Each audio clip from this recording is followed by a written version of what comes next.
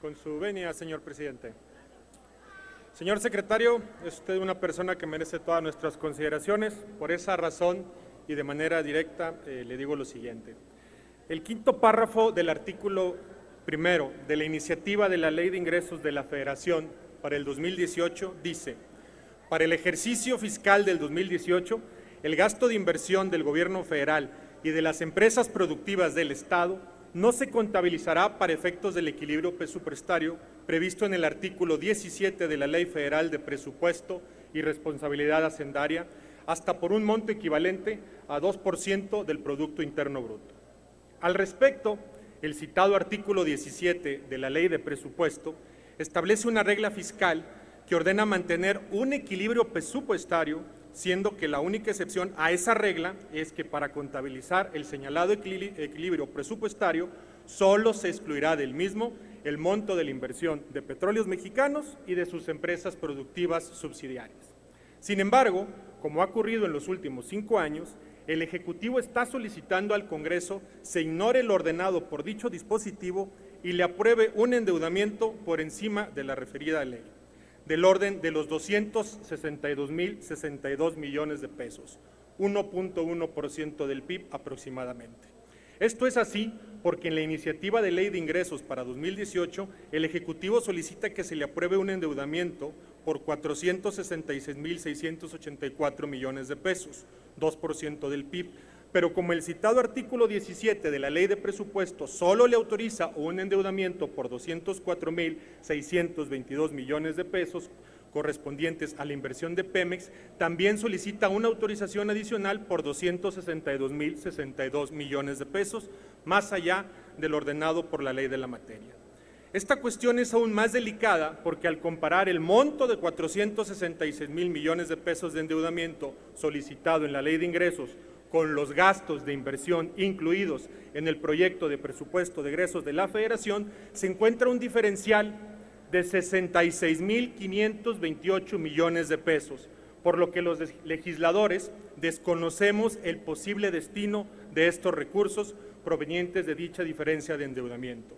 Señor secretario, en el grupo parlamentario del PRD consideramos que esos más de 66.000 millones de pesos bien podrían emplearse en un fondo de reconstrucción para atender a los damnificados de los sismos del pasado mes de septiembre, para la reconstrucción de sus viviendas y para reparar la infraestructura dañada.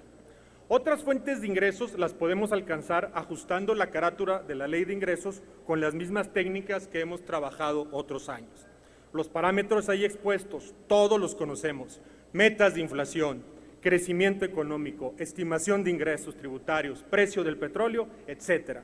Como todos los años, dichas fuentes de ingresos pueden ser ajustadas para adicionar al presupuesto recursos suficientes para atender la emergencia, porque los parámetros que sirven a su elaboración, como todos los años, consideramos están subestimados. Los cálculos se los haremos llegar, pero ya sucedió y podemos volver a corregir lo que de suyo es público y notario. Señor secretario, los sismos son una de esas situaciones a las que hay que responder para reivindicar la dignidad humana de todos los mexicanos. Y el primer instrumento necesario para ello es el Fondo de Reconstrucción.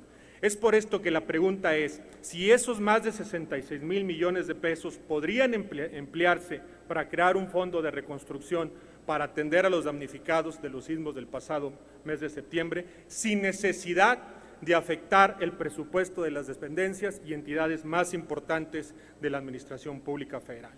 Hay voluntad política del Ejecutivo Federal para ajustar el presupuesto y formar este fondo. Por su respuesta, muchas gracias, señor secretario. Es cuanto, señor presidente.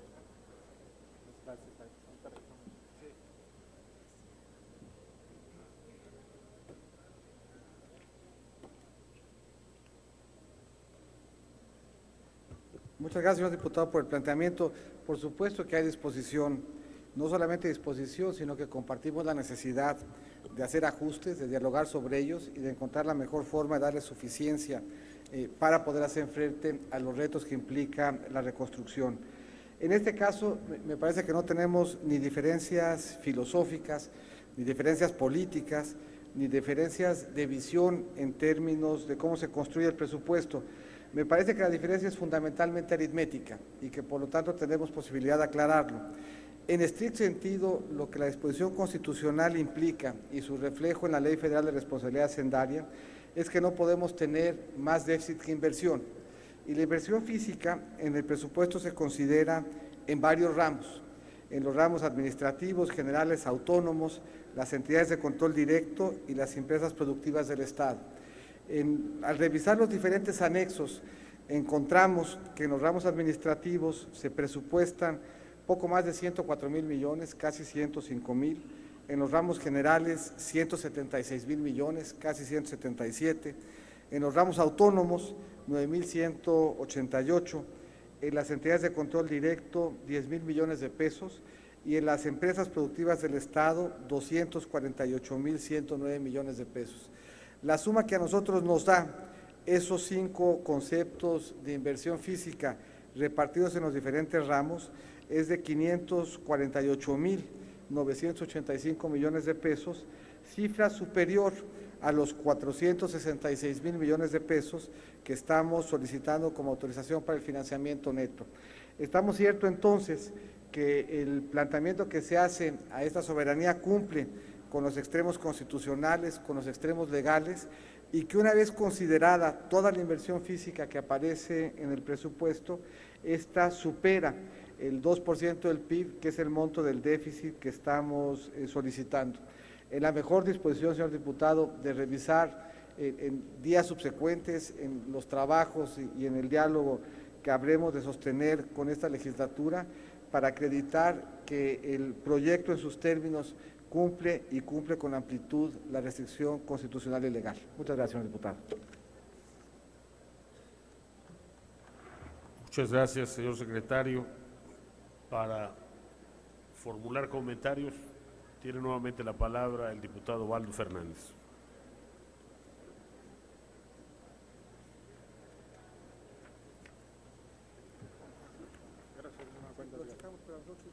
Correcto. Agradecer la disposición, secretario, para hablar de esto. En nuestra opinión, el ramo 33 no es parte del gobierno federal, pero con todo gusto nos sentamos y lo aclaramos.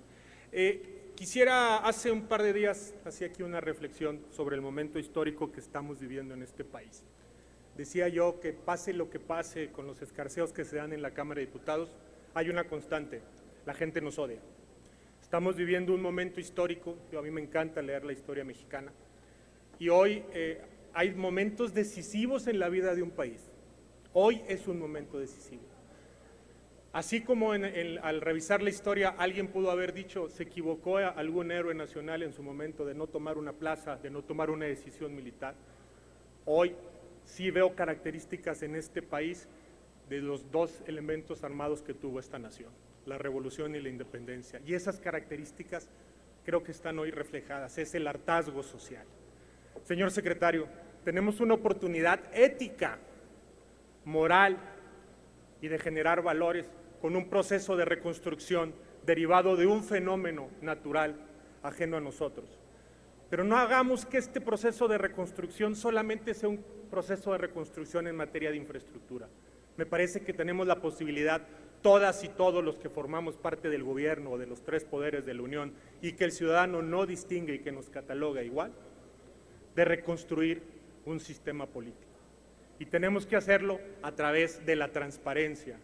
No caigamos en la posibilidad o en la provocación de que los fondos de reconstrucción no se hagan de manera transparente. Entendamos que muchos ciudadanos están aportando sus recursos con la intención de formar un mejor país. Creo que es un momento oportuno para reconstruir México desde esta óptica de los valores. Le agradezco mucho su presencia el día de hoy. Gracias, diputadas y diputados. Gracias, diputado Fernández.